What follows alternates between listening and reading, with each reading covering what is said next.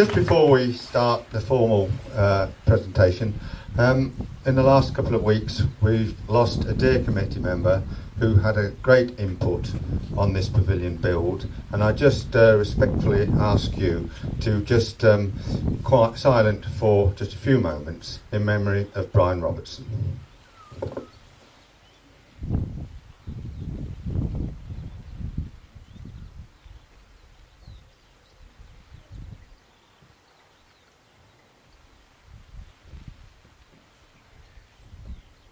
Thank you.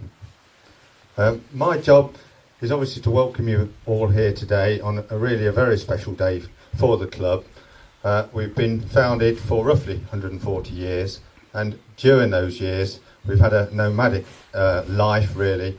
We've been to countless grounds around the town, and certainly for the last 50 years we've existed courtesy of Uppingham School on the middle playing field that they have. And they have been very good hosts as well. We really wouldn't have a club without them. So a great deal of thanks to them. Obviously now we have our own ground. We've been talking about it for possibly 20 years. And I think really the last 4 years have been hard work in actually making this come to life. Just a few thanks. Obviously I was going to thank the MCC for turning out today. Sadly that can't be. Nice to see Jamie Pettigrew here, one or two of the lads. Jamie was actually in our youth setup some 20 odd years ago, Jamie, and we do have a photo of you in the pavilion just to back that up, but it just shows that we've been working on this youth job for quite some considerable time. Other thanks, briefly, we've had wonderful support from the committee members, some guests here, and actually seeing this project through. And we do a lot of wives and girlfriends to thank as well, because they've not had our undivided attention for quite some time, I can assure you. But in the work in procuring the ground, laying the surfaces, and the final pavilion build has been obviously done professionally, but the club has had a lot of input, fencing, rabbit wiring all around, etc, etc. So many thanks. I'm not going to name names because we mostly know who they are, and there has been a heck of an input. We've done this without any major rifts or anything like that, so many thanks to all those who have inputted on this pavilion build. And I think my last one is obviously to thank the funders who, to be quite honest, both nationally and locally, have had wonderful support on this project, whether it be from people just chipping in to certain parts of the pavilion build. Also the brick appeal has been fantastic, as you'll see. We've not quite finished the brick wall, but it's ongoing, so many thanks to those. And then we get to a list of funders who we've recognised with a plaque in the passageway into the clubhouse there, which if you'd like to sort of have a look at during the day. But it is that important that I think it'd be very wrong in just not reading out those names of the funders who've really made all this possible. So briefly, we'll start off. Pennywake Foundation, Finnemore Stonemasons, Uppingham Midwinter Ball, Gilbert and Thomas Estate Agents, CP and PE Richardson, Corey Environmental, Norman Thompson, Uppingham Town Council, Rutland County Council, ASF Windows Limited, the Uppingham Town Cricket Club Supporters Association, Arnold Wills & Co, Rutland Youth Opportunities Fund, the National Sports Foundation, Sport England, and then lastly but certainly not least, the ECB Cricket Trust and the ECB, which really leads me on to introducing our main guest for the day. The ECB, whether it be at local level with Jed McDougall, Development Officer at Grace Road, and at regional level with John Huband here at Edgbaston, have been wonderful supporters and helpers of this project, I can absolutely assure you. And this was kick-started with the club meeting Mike Turner in March 2007, and from that day forward Mike added direction, purpose and a great deal of help to this project, and I'm absolutely guaranteed without Mike and the ECB we not be stood here today with this fine facility. So many thanks to the ECB and all those other funders for really pitching in on this, and it's a real community affair. The schools are now making full use, as they have done, of the facility, so hopefully it'll be money well spent. Which leads me on to our main guest today, who would like to ask to officially open the pavilion, is Mike here, who has been a tremendous leading light in this campaign. So thank you very much, and over to you, Mike.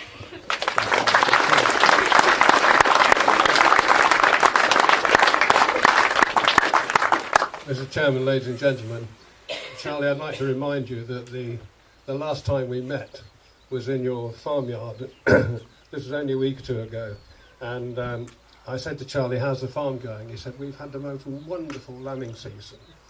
He said, but we're absolutely desperate for rain. I mean, really, you could have arranged a different day, couldn't you? Anyway, thank you very much indeed for your kind words, Charlie. I've been extremely fortunate that I spent my entire working life in cricket. I joined Leicestershire in 1951 as a young professional, a very hopeful young professional. I stayed with the club for 43 years. For 33 of those, I was chief executive of the club. And during the same period, I was 25 years on the executive of the Tesson County Cricket Board. And when I retired after 43 years with Leicestershire in 1993, I was asked by A.C. Smith, who was the chief executive of the Tesson County Cricket Board at that time, if I'd like to do some consultancy work in connection with grant aid funding and facility development for clubs. The last 18 years have been a fantastic bonus to work in this capacity, because on behalf of the ECB I've worked on some magnificent projects, including things like the ground relocation of Hampshire to the Rose Bowl, the redevelopment of Trent Bridge, the new cricket centre at Northamptonshire, and in fact since I left Leicestershire I've literally worked for every county club on some form of major ground project. But I think possibly a more important part of the work that I do for the ECB is because they asked me to provide a free advice line for clubs. And during the last 18 years I can assure you that I've been to hundreds of grounds. I've been to do some work and help and advise clubs throughout the country, and it's been a fantastic bonus for me. And it was in this sort of role, as you can imagine, there are 6,000 or 7,000 cricket clubs in England and Wales, and I get quite a lot of phone calls. And as Charlie said, 4 years ago he rang me, and I didn't know Charlie at the time, and he asked me whether I'd come over to Uppingham to talk about a potential project. I met Charlie and Dick Reeve at Charlie's home, and we had a really good discussion, and quite honestly I was impressed with the potential and the concept of what they were wanting to do. And equally importantly, when I learned more about Uppingham Cricket Club and their long history, I really felt that they ticked a lot of the boxes, as it were, because the grant aid scene, you do need to know your way around, and there are certain things which obviously take precedence in grant applications. Charlie and Dick and myself, we had a number of meetings to work out sort of funding strategies for the first phase, because the first phase was going to cost 300,000, which was a tremendous amount of money for a club like Uppingham to raise. And this only, I say only, this only paid for the purchase of the land, for the preparation of the outfields and the two squares, the service road into the ground, or the access road into the ground, and all the main services. Within 2 years, this target had been achieved, and it really was a great performance. We went through a similar process when we moved on to the second phase. The pavilion was going to cost 350,000, and again we worked out a funding strategy, who we were going to approach, when we were going to approach them, and how we were going to approach them. And again, this was achieved. Now, I don't want you to think that I attend these meetings and I sort of turn on the tap and grants pour out, because that's not the way it works. As far as I'm concerned, I'm just the old boy that goes along, says a few words of advice, and perhaps steer one way and another, and then the club officials really get stuck in. And with Charlie Scott and Dick Reeve, I can assure you, you've had the most two dedicated workers, and they've achieved a great deal, and they've carried the whole Uppingham team with them, because they've had tremendous support also from Neil Wedge and the other members of the committee. They've had lots of volunteers, they've had lots of club members helping, and we can see the success of their endeavours today. Charlie did mention John Huband and also Jed McDougall. John, as the manager for the Midlands region for facilities and development for the England Wales Cricket Board, I can assure you has played an invaluable part, and without him things wouldn't have happened, as Charlie said. And I can say equally the same for Jed McDougall, and also I'm pleased to see Ian Balfour here, the chairman of the Leicestershire and Rutland Cricket Board, because without their support, no grants are acceptable for ECB, Sport England, and also the England and Wales Cricket Trust. And when I tell you through their efforts, and John's efforts, the grants received from the ECB, Sport England, and the England and Wales Cricket Trust amounted to £250,000. So obviously they did make a major contribution to what's going on. There's only one other thing really that I'd like to mention, and that's to do with the junior section here at Uppingham, which Neil has a tremendous amount to do with. As far as ECB is concerned, when we're looking at applications from clubs, one of the priority needs is that the club needs a thriving and established youth development programme.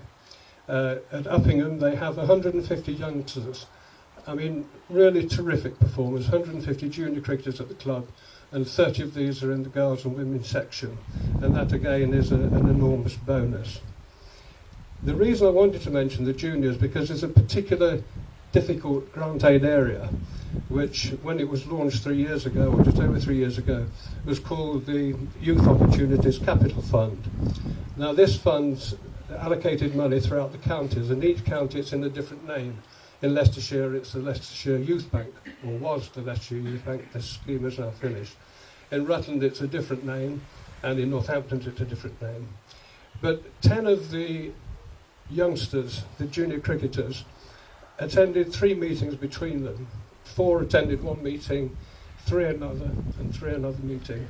And they made personal presentations and representations to the grant body, seeking support for the project.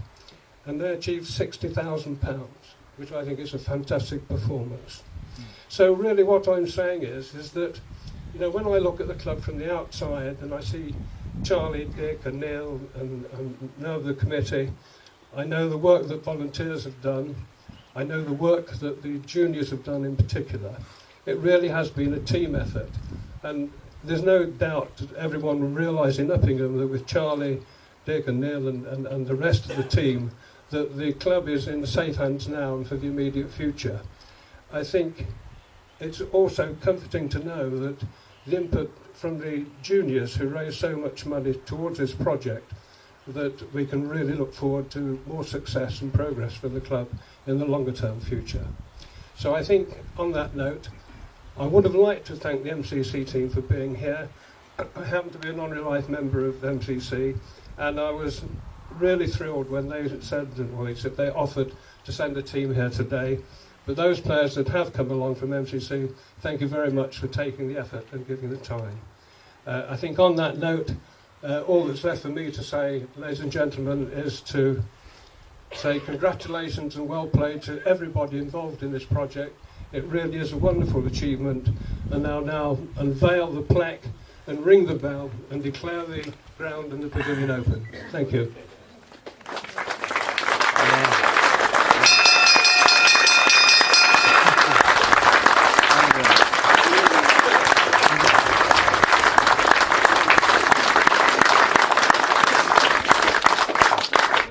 Thank you very much, Mike. That's a fantastic speech.